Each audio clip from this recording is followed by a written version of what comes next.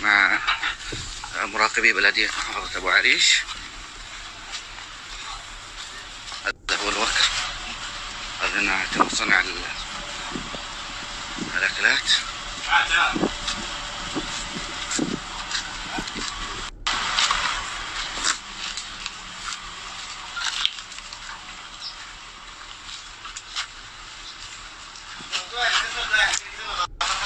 واصل معك النظافة.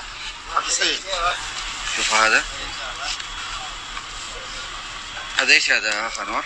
هذا عجينة طبعا تالفة وغير صالح للاستخدام العادي.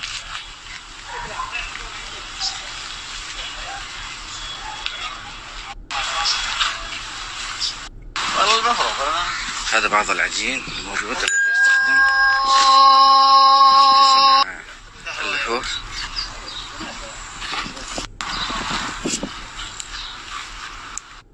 خليها بالشيخ كذا وشوف.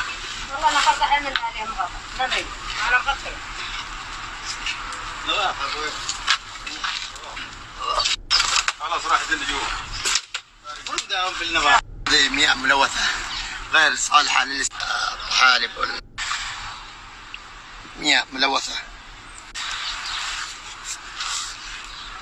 والله زي ما انت شايف يقوم تحضير اللحوف توزيعه على المحافظة كاملة. الحمد لله تم مصادرة. مراقبي البلدية أيضا رجال الأمن.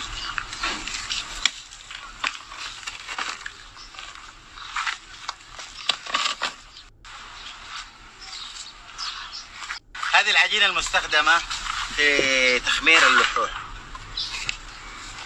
وهذا أيضا الموقع تقريبا يوفر 30,000 حبة لحوف في اليوم الواحد ويتم توزيعها على الأسواق.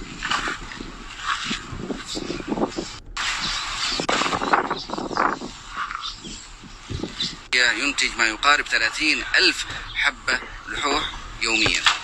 هذه البهارات المستخدمة في صنع اللحوف تحت شعر.